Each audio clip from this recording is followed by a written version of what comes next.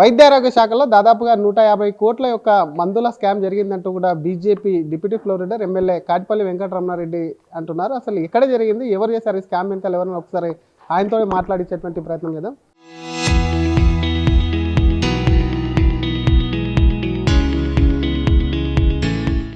Sir, ఇంత పెద్ద scam జరిగింది కానీ ఎక్కడ కూడా జరగలేదు. కరోనా టైంలో తీసుకున్నటువంటి మెడిసిన్ అని చెప్పి కూడా ప్రభుత్వం కొట్టేసే ప్రయత్నం చేసింది. దాన్ని ఎలా చూస్తారు? కరోనా వచ్చిపోయి 5 ఏళ్ళు అయిపోయింది, 6వ సంవత్సరం నడుస్తున్నది. 2019, 20, 20, 21 అప్పుడు ఫస్ట్ లాక్డౌన్, సెకండ్ లాక్డౌన్ అయింది. అప్పటి నుంచి ఇప్పటి వరకు మెడిసిన్ ఎక్స్పైర్ అయితే చూడలేరా, లేక అప్పటి నుంచి ఇప్పటిదాకా ఉండి ఇప్పుడు ఎక్స్పైర్ అయితే హాస్పిటళ్ళకి ఎందుకు సప్లై చేయలేదు అని అడుగుతారు. లేదు మేము సప్లై చేసినాము ఎక్స్ట్రా అని అంటారు.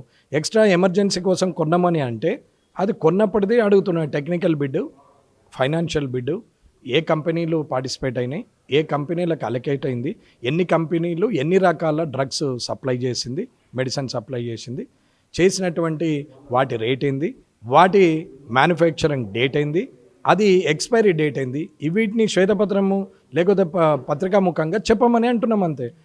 ఇవైతే ఉంటాయి కదా, ఇవన్నీ పేపరే కదా. ఎవరు అధికారులు చెప్పాలా లేకపోతే కన్సర్న్ మంత్రి చెప్పాలి? మంత్రి గారే చెప్పాలి, మంత్రిగా చెప్పాలి, ప్రిన్సిపల్ సెక్రటరీ చెప్పాలి, లేకపోతే ఇప్పుడు ఐఏఎస్ ఆఫీసర్ ఉన్నారు, ఇన్ఫ్రాస్ట్రక్చర్ డెవలప్మెంట్ కమిటీ ఆయన చెప్పాలి, లేకపోతే చైర్మన్ ఉన్నారు మహేష్ కుమార్ గారు, డాక్టర్ కె మహేష్ కుమార్ గారు, ఆయన చెప్పాలి.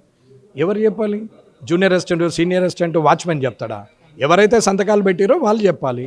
వాళ్ళు తప్ప వేరే వాళ్ళు చెప్పడానికి వీళ్ళే లేదు కదా, వారికి తెలియదు కదా. గతంలో మీరు కొన్ని విషయాలు టేక్ ఓవర్ చేస్తే పూర్తిగా దాన్ని చాలా దూరం వెళ్తుంటారు. ఈ విషయానికి సంబంధించి ఎలా ముందుకెళ్ళబోతున్నారు? దీని మీద వెయిట్ చేస్తాం. రేపెల్లుండి వరకు ప్రభుత్వం ఏం చెప్తుంది, ఏం చెప్పకపోతే అసలు ఏం జరిగిందనే దాని మీద ఎంక్వైరీకి కంపల్సరీ ఉంటాం. కేంద్ర ప్రభుత్వానికి చెప్తాం, మరి అక్కడున్న హెల్త్ మినిస్టర్ గారికి కూడా చెప్తాము. ఇక్కడ కూడా హెల్త్ మినిస్టర్ గారికి మళ్ళీ ఒకసారి రిప్రజెంటేషన్ ఇస్తాము. అవసరం పడితే ఎమ్మెల్యేలం, ఎంపీలం పోయి చెప్తాము. ఇది ఏమదో డిక్లేర్ చేయమని చెప్తాము. చేయకపోతే వాళ్ళే తప్పు చేసినట్టే లెక్క. పేపరు పత్రికా ముఖంగా ప్రజలకు చెప్పనప్పుడు వారు తప్పు చేసినట్టే లెక్క. కాబట్టి ఎంక్వైరీలు ఇయ్యు, సిట్టింగ్ జడ్జిని పెట్టు, సిబిసిఐడికి ఇయ్యు, ఏసీబీకి ఇయ్యు అని మాట్లాడితే వేస్తారు. కమిషన్లు ఏమున్నది, ఎన్ని వేయలేరు. కాళేశ్వరం నుంచి కాశ్మీర్ దాకా మస్తు వేసిరు, అవన్నీ సిట్టింగ్ జడ్జిలు చేసిరు. ఇవాళ వరకు అన్నీ పెట్టిరు కానీ ఎవరికి శిక్ష పడింది? అసలు తప్పు జరిగిందా లేదా ఫస్ట్ మీరు చెప్పాలా. తప్పు జరిగింది, ఎవరు చేశారో ఎంక్వైరీ పెట్టప్పుడు. తప్పు జరగలేదని చూపించు, గంత ఇంకేం లేదు దీంట్లో. సింపుల్. ఒకవేళ నేను వాళ్ళ స్థాయిలో ఉంటే, ఆ స్థానంలో ఉంటే నేను 100% చూపెడతా. ఇది జ్ఞాపకం ఉంచుకోండి, ఇన్ ఫ్యూచర్లో కూడా నేను చెప్తాను. ఇంకోవైపు రాజకీయంగా కూడా ఒకసారి తీసుకుంటే కవిత కొత్త పార్టీ వచ్చింది. నిన్న బీఆర్ఎస్కి సంబంధించి 25వ సమావేశం జరిగింది, ఆ పార్టీ ఆవిర్భావ సమావేశం. ఎలా చూస్తారు? కేసీఆర్ బయటికి వచ్చిండు, మొన్న మీటింగ్ పెట్టిండు, మళ్ళీ రాజకీయ యాక్టివిటీ పెరిగింది అనుకోవచ్చు. కేసీఆర్ రీఎంట్రీని ఎట్లా చూడబోతుంది? కేసీఆర్ గారు లోపలికి పోతే కదా బయటకు వచ్చేందుకు, బయటనే ఉన్నాడు కదా. ఎప్పుడు లోపలికి పోయిన ఆయన? ఫామ్ హౌస్కే పరిమితమైన మీ వాళ్ళు కూడా అన్నారు. ఫామ్ హౌస్ నుంచి బయటకు వచ్చారు. ఫామ్ హౌస్ నుంచి బయటకు వచ్చిరండి కేసీఆర్ గారా? ఒకవేళ కేసీఆర్ గారు ఫామ్ హౌస్లో ఉంటే ఇతర పార్టీలు బలంగా అవుతాయి, కేసీఆర్ గారు బయటకు వస్తే ఇతర పార్టీలు వీక్ అవుతాయా? మరి నాకేం అర్థం కాలేదు ఇంట్లో. ఆయన బయటకు వచ్చిండు అనేది ఏంది? Is the president of TRS, Telangana రాష్ట్ర సమితి, భారతీయ రాష్ట్ర సమితికి ఆయన అధ్యక్షుడు. ఆయన ఫామ్ హౌస్లో మీటింగ్లు పెట్టుకుంటాడు, బయట పెట్టుకుంటాడు, ఫంక్షన్ హాల్లో పెట్టుకుంటాడు, బహిరంగ సభలు చేసుకుంటాడు. ఆయన యాడుంటే మనదేం పోయింది? అసలు ప్రజలకు మనం ఏం చేస్తున్నామో చూడాలి కదా. ఆయన వచ్చిండు బయటకు, ఏమయ్యేది ఉన్నది? లోపల ఉంటే పోయిందేమది, బయటకు వస్తే వచ్చేదేమున్నది? ఆయన చేయాల్సిన పని ఆయన చేస్తుంటాడు. మనం చేయాల్సిన పని, మన బాధ్యత మనం నిర్వర్తిస్తే అవతల వ్యక్తికి అవకాశం ఉండదు. కానీ అసెంబ్లీకి రాని కేసీఆర్ పార్టీ మీటింగ్లకు కానీ పార్టీ యాక్టివిటీస్కు హాజరవ్వడం మీరు ఎలా చూస్తారు? ఎందుకంటే అసెంబ్లీకి రాని వాళ్ళ మీద గతంలో మీరు మాట్లాడినారు. అసెంబ్లీకి రానకపోతే జీతం కట్ చేయాలని చెప్పినాము, అది అధికారులు చేయాలా? ఒకవేళ వీళ్ళు చేయకపోతే తీసుకుంటానికన్నా బుద్ధి ఉండాలా? నేను ఇన్ని రోజులు రాలేదు, నా జీతం కట్ చేయమని ఒక లెటర్ ఇవ్వాలా? ఇకపోతే కేసీఆర్ గారి కోసం చూస్తే ఒక రూల్ ఉంది అక్కడ. ఏదైనా సరే, ఏ సభ్యుడైనా సరే 3 సార్లు కంటిన్యూగా రాకపోతే తీసేస్తారు. ఆయన ఒకదానికి రాలేడు, రెండింటికి రాలేడు, ఒకదానికి వస్తుండు, మళ్ళీ 2కి రాలేడు, మళ్ళీ దానికి వచ్చిండు. ఆయన ఇనెలిజిబుల్ అయ్యే పరిస్థితికి అయితే రాలేడు, వచ్చి అటెండ్ అయ్యి వెళ్ళిపోయిండు. హాజరు మాత్రమే. చట్టం ఏం రాసింది? ప్రతిదానికేమో రాజ్యాంగం అంటారు, చట్టం అంటారు. దాంట్లోనేమో ఈ చట్టం ఉంది, అదే రాజ్యాంగంలో ఈ చట్టం ఉంది. కంటిన్యూ 3 సార్లు రాకపోతే డిస్క్వాలిఫికేషన్ అని.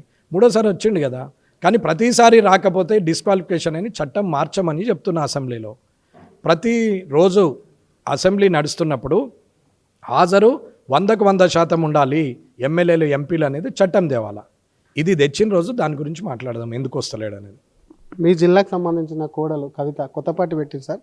చాలా ఆ పార్టీ విన్నే వాళ్ళ సొంత బీఆర్ఎస్, గతంలో ఉన్నటువంటి బీఆర్ఎస్ పార్టీ వాళ్ళ నాన్నగారు పెట్టినటువంటి పార్టీని చాలా విమర్శలు చేసింది. కవితకు సంబంధించి ఏం చెప్తారు? ఈ జిల్లా కోడలు ఇంకో జిల్లా బిడ్డ అవుతుంది, ఈ జిల్లా కొడుకు ఇంకో జిల్లా అల్లుడు అవుతాడు. ఏ జిల్లాకు అల్లుడు కొడుకు అని కాదు, ఈ రాష్ట్రంలో సంబంధించి ఈ రాష్ట్రంలో రాజకీయ నాయకురాలుగా ఆమె ఉనికిని తెలుసుకోవడానికి ఆమె బయటకు వచ్చింది. తప్పేం లేదు, పెట్టని పార్టీ పెట్టని, రేపు ముఖ్యమంత్రి అవుతుందని. కానీ తప్పేముంది? ఎందుకు పార్టీ పెట్టింది? రాజకీయ శూన్యత ఉన్నదని పెట్టిండ్రా, లేకపోతే వాళ్ళ వ్యక్తిగత ఎజెండా ఏమన్నా? అవన్నీ మనకెందుకండి. వాళ్ళకి వ్యక్తిగత ఎజెండా ఉండొచ్చు, అన్న చెల్లెలకు పడకపోవచ్చు, తండ్రి బిడ్డలకు పడకపోవచ్చు, బావ మరదలకు పడకపోవచ్చు, ఏదైనా సరే. ఇప్పుడు సమైక్య కుటుంబం ఉంటుంది, మనం అందరము ఒకటే ఇంట్లో ఉంటాం. పెళ్ళిళ్ళైనాక విడిపోయి పక్కే వేరే ఇంట్లో తీసుకుంటాం కదా. అంటే పడిరాకనా విడిపోయా? దేనికోసము? ఆస్తుల కోసమా, అవసరం కోసమా, తన సుఖం కోసమా, లేకుంటే కుటుంబం మీద భారం అవుతుందనే? ఎన్నో రకాల ప్రశ్నలు ఉంటాయి ఒక కుటుంబం విడిపోతే. అలాగే ఒక పార్టీ నుంచి బయటకు వచ్చింది, నచ్చకపోవచ్చు, నచ్చచ్చు, లేకపోతే తానే ముఖ్యమంత్రి కావాలనుకొని వచ్చి ఉండొచ్చు, లేదా నిస్వార్థంగా ప్రజల పక్షాన్ని నిలబడి ఇన్ని సంవత్సరాలు ప్రజలను పట్టి పీడించారు తెలంగాణ ప్రజలను. ఆ 10 సంవత్సరాలు వాళ్ళు, ఈ 2 సంవత్సరాలు వీళ్ళు పీడించారు. కాబట్టి వచ్చే 15వ సంవత్సరం తర్వాత ఈ తెలంగాణ ప్రజలకు విముక్తి కలిగిస్తా అని చెప్పి వీరనారాయణలే రావచ్చు. తప్పేమున్నది? రావద్దేంది? చెయ్యొద్దా? ఇవాళ ఎమ్మెల్యే రేపటి ముఖ్యమంత్రి, ఇవాళ వార్డు మెంబర్ రేపటి సర్పంచ్. వెంకటరమణారెడ్డి ఇవాళ ఎమ్మెల్యే, రేపు ముఖ్యమంత్రిగా చూడవచ్చా? కావచ్చు, 100% ఎందుకు కావద్దు? ప్రతి ఒక్కరు కావచ్చు. ఎప్పుడైతారు? ఎందుకంటే 2034 వరకు నేనే ముఖ్యమంత్రి ఉంటా అని చెప్పి రేవంత్ రెడ్డి అంటున్నాడు, ప్రస్తుతం ముఖ్యమంత్రి. అది ఆయన అభిప్రాయం, దానికి ఏమున్నది? ఆయన కూడా ఉండొచ్చు, దాంట్లో ఏమున్నది? రేపేమన్నా 2034 కాకపోతే 2054 దాకా ఉండని ఎవరు వద్దన్నారు? ఇప్పుడు 57 సంవత్సరాలు ఆయనకు ఉండని, ఇంకో 50 ఏళ్ళు ఉండని, 107 సంవత్సరాలు ఉండని, ఎవరద్దంటారు? ఈ రావడం పోవడము ఎవరమనుకున్నా ప్రజలు ఆశీర్వదిస్తే తప్ప అవకాశం రాదు. కాబట్టి ఒకరి మీద వ్యతిరేకతతోని నేను ముఖ్యమంత్రి అయ్యడం వేరు, తన మీద ప్రేమతోని ముఖ్యమంత్రి కావడం వేరు. ఈ 2 తేడా ఉన్నది. మిమ్మల్ని ఎప్పుడు చూడవచ్చు సార్ ముఖ్యమంత్రి? మిమ్మల్ని ప్రజలు ఆశీర్వదించినప్పుడు దాంట్లో ఏమున్నది? వాళ్ళు ఆశీర్వదించాలి కదా. నేను అనుకోగానే అయ్యేది కాదు కదా. నేను ఒక్కొని బ్యాచులర్ని అనుకోండి, నేను రాత్రికి రాత్రి 2 బట్టలు పెట్టుకొని ఎటైనా పోవచ్చు. నేను పెళ్లి చేసుకున్నాను అనుకోండి, భార్య పర్మిషన్ తీసుకోవాలా, భార్యను తోలుకొని పోవాలా. పిల్లలు పుట్టిరనుకో 12 సమస్యలు ఉంటాయి, సాల్వ్ చేసుకొని బయటకు వెళ్ళాలి. ఇవన్నీ ఉంటాయి. కాబట్టి ప్రజలు వారికి ఇష్టం ఉన్నప్పుడు వారు చేస్తారు. అది వారి చేతిలో ఉంది. నన్ను చేసినా, రేవంత్ రెడ్డిని 34 దాకా ఉంచినా, నన్ను 28లో నన్ను చేసినా, లేకపోతే ఇంకోరిని చేసినా, అదంతా ప్రజల ఆశీర్వాదమే తప్ప మనం అనుకోవడంలో ఆలోచన విధానం ఉండొచ్చు, కష్టపడనే తత్వం ఉండొచ్చు. కష్టపడి ప్రజల మనసు చూరగొన్నప్పుడు ప్రతిదీ సాధ్యమే. రాజకీయంలో ప్రతిదీ సాధ్యమే. ఏ ఒక్క రంగంలో అంటే అది రాజకీయ రంగంలో, ఏదైనా సాధ్యమే అది రాజకీయ రంగంలో. దానికి కారణాలు కూడా కనపడుతున్నాయి, సాక్ష్యాలు కూడానే. కేసీఆర్ గారు ఎప్పుడైనా అనుకున్నారా తెలంగాణ వస్తుందని? అనుకోలేదు, కానీ కొట్లాడిండు, వచ్చింది, ముఖ్యమంత్రి అయ్యారు. ఎప్పుడో నేను ముఖ్యమంత్రి అవుతానని అన్నాడు కంబైన్డ్ ఏపీ ఉన్నప్పుడు. అనుకుంటే అయ్యేది ఉండేనా? కంబైన్డ్ ఏపీ ఉంటే అవుతుందా? అయ్యే ఛాన్స్ ఉండేనా? కానీ ఆయనకి ఇట్లా రాసింది, తెలంగాణ రావడం, కేసీఆర్ నిర్వీర్యం కావడం, ఆయన ముఖ్యమంత్రి కావడం, ఎవరికి ఓటేయాలనో తెలియక ప్రజలు వాళ్ళకేయడం, ఇవన్నీ జరిగిపోయింది. దీంట్లో అందరి తప్పులు ఉన్నాయి. అందరి తప్పులు కలిసి ఒక్కడికి పట్టం కట్టవచ్చు. ఆ పట్టం పర్మనెంట్ అనేది తప్పు. ఇది అసలు మెడికల్ సంబంధించినటువంటి దాంట్లో, వైద్య ఆరోగ్య శాఖకు సంబంధించినటువంటి దాంట్లో అటు సదరు మంత్రి కూడా సమాధానం లేదంటే అధికారులు కూడా సమాధానం చెప్పాలి, లేకపోతే దీని మీద బీజేపీ ముందుకెళ్తుందని చెప్తూనే రాజకీయంగా కూడా ఒకవైపు కవిత పార్టీ లక్ష్యం ఏదైనప్పటికీ కవిత పార్టీ పెడితే తప్పేముందంటూనే, మరొక పక్క తను కూడా సీఎం, ప్రజలు ఆశీర్వదిస్తే సీఎం అవుతాను, దాంట్లో తప్పేముంది, డెఫినెట్గా తను కూడా సీఎం అవ్వాలని అనుకుంటున్నాను చెప్పి కూడా బీజేపీ ఎమ్మెల్యే, అలాగే శాసనసభ deputy floor leader Katipalli Venkata Ramana Reddy అంటున్నారు. కెమెరామెన్ గజబ్తో శ్రీధర్, RTV, హైదరాబాద్.